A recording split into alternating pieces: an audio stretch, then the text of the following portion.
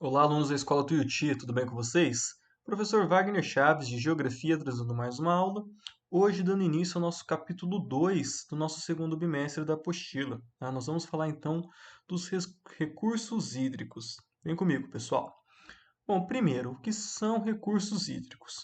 Quando eu falo que determinada água, né, é um recurso hídrico, é porque ela está sendo utilizada para alguma finalidade econômica, ela não está lá parada ou ela não está no rio sem fazer nada. A gente está utilizando essa água ou para transporte, ou para geração de energia, ou para consumo, irrigação, enfim. Recurso hídrico é quando eu dou uma finalidade econômica para essa água. Tá? E a água, ela é um recurso reutilizável, um recurso renovável, ou seja, ela vai se reciclando e a gente tem a possibilidade de sempre estar utilizando ela.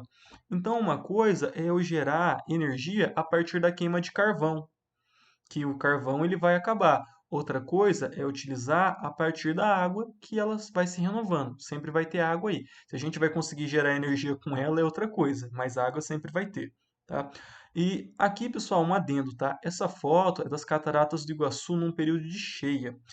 A gente aqui no Paraná está passando por um momento de estiagem muito sério, porque não está chovendo. Choveu nesses últimos dias, mas não foi suficiente para aumentar o volume de água dos rios. Então, já vai aqui um recadinho: a gente está ficando mais tempo em casa, está consumindo mais água. Então, lembrem-se antes de deixar a torneira aberta, tá? A gente tem que manter o mínimo das condições de saneamento e de higiene, né, de higienizar a mão por conta do coronavírus, mas a gente não pode desperdiçar água, porque a situação não está nada bem, beleza?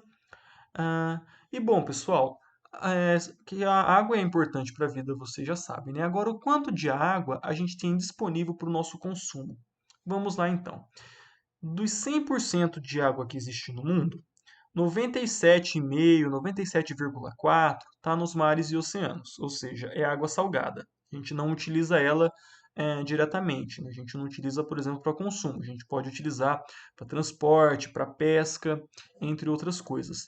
Alguns países com clima semiárido, por exemplo, Israel, países desérticos, eles utilizam essas águas salgadas, águas dos oceanos, para consumo. Eles dessalinizam a água, eles tiram o sal dessa água para consumo. Entretanto, é um processo caro, a água não fica tão boa para consumo, ela fica com um gosto estranho, mas é uma maneira que eles têm para estar utilizando essa água. Bom, bom, se 97,5% dessa água é água salgada, resta quanto para a gente, né? 2,5, 2,6%. Dessa quantidade, 77% está nas calotas polares e geleiras, né? Ou pico de montanha, icebergs, beleza? Cerca de mais ou menos 22% estão em águas subterrâneas, nos lençóis freáticos, nos aquíferos, né? Sobra para gente apenas 1% de água doce, tá? Ou seja, os nossos rios e nossos lagos, eles têm, na verdade, 1% da água doce do mundo. A água que você está tomando, que você toma banho, que você lava louça, lava roupa, é esse 1%. Então, percebam que a quantidade de água que nós temos é muito pouca mesmo. Tá? 97% de toda a água é água salgada. Dos 2,6% que sobram, 77% calotas polares e geleiras, 22% água subterrânea, 1% para a gente. Beleza? E pessoal, uma coisa que eu gostaria de falar para vocês, traz na apostila também, é da água virtual. Absolutamente tudo, tudo, tudo, tudo que é produzido, ele gasta água de alguma forma. Então aqui nós temos um breve dado de algumas coisas. Então, 1 quilo de carne bovina consome 20 mil litros de água. 1 quilo de queijo, 5 mil litros de água. Um carro, 14.800 litros de água. Computador, frango, folha de papel, camisa, açúcar, tudo, absolutamente tudo vai gastar água. Seja para a produção da matéria-prima, seja para algum procedimento final, tudo gasta água. E nós chamamos essa água de água virtual. É uma água que nós não vemos, tá? Por isso, pessoal, quando a gente fala que adotar algumas ações, algumas, como que eu posso falar?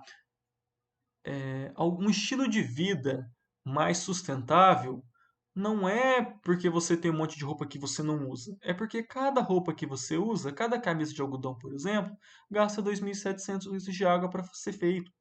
Então, adotar um estilo de vida mais sustentável, na verdade, é colaborar para a gente diminuir esse gasto dessa água que nós não vemos, dessa água virtual. Beleza? Então, só lembrando, né? A água virtual é a água necessária para fazer determinado produto. É uma água que a gente não vê, mas nós usamos ela indiretamente. Beleza? E agora, pessoal, quero falar para vocês da coisa mais importante do estudo da água, que é o ciclo da água ou o ciclo hidrológico, tá? Eu falei para vocês que a água é um bem que se renova. Como que ela se renova? Bom, primeiro, da onde que veio a água? A água a gente sabe, né? É o H2O, hidrogênio com oxigênio.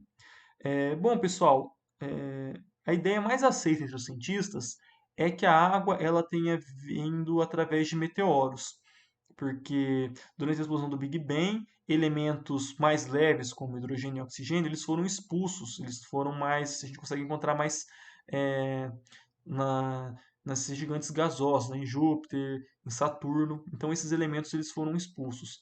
Se chegou esses elementos aqui, foi por conta de meteoros. Então provavelmente ele veio na forma de gelo, tá? Então toda a água que nós temos chegou aqui na Terra em formato de gelo.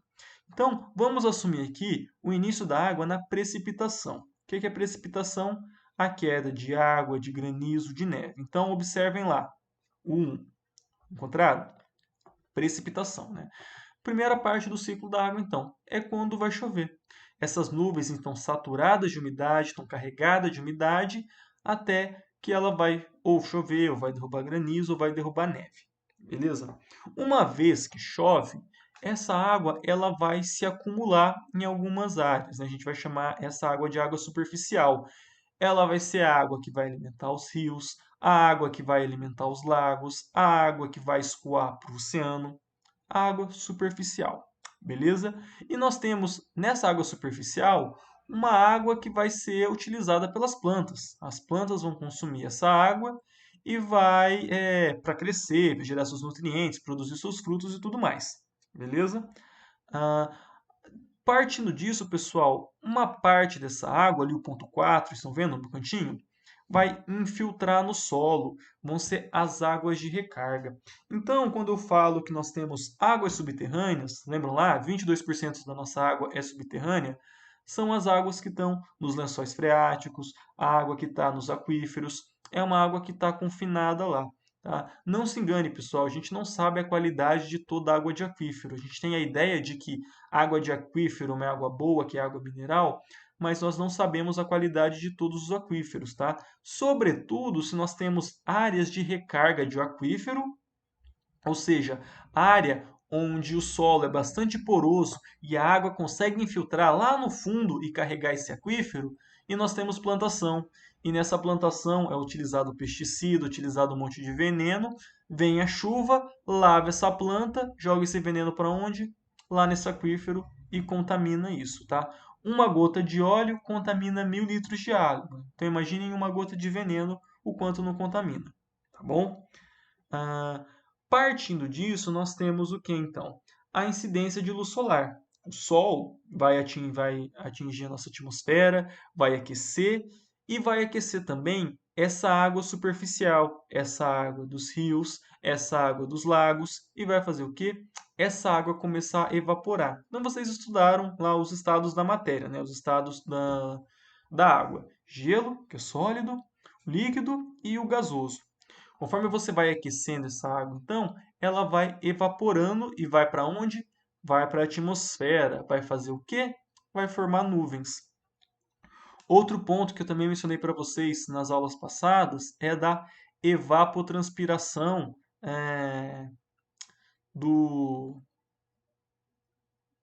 dos mares e, sobretudo, da transpiração, da evaporação dos mares e da evapotranspiração das plantas, tá?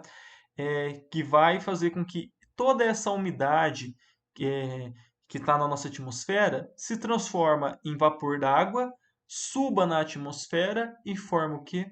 As nuvens. E a partir daí, quando a nuvem alcançar um determinado nível de saturação de água, quando tiver muita água, ela vai repetir esse processo. Vai precipitar em forma de gelo, de chuva, vai se acumular nos rios, nos lagos, nos oceanos, em forma de água superficial. Uma parte vai ser utilizada para as plantas para manter o seu crescimento. Uma parte vai infiltrar e vai ficar confinada, a não ser que a gente retire compostos artesianos. O sol vai aquecer essa água e ela vai transpirar, vai evaporar de novo para a atmosfera. E isso, pessoal, é um ciclo infinito. É um ciclo que vai reciclando a água. Por isso que a gente fala que a nossa água, a gente sempre vai ter água. A questão é, até quando a gente vai ter água potável, água que a gente consegue beber? À medida que esse 1% que a gente tem, a gente está jogando esgoto, a gente está jogando lixo. Então, se a gente parar de jogar lixo, esgoto no rio, ele vai se reciclar por conta desse processo. A água ela vai fazer toda essa reciclagem e vai voltar para a gente limpa. Mas se a gente continuar poluindo, a gente vai ter sérios problemas. Beleza, pessoal?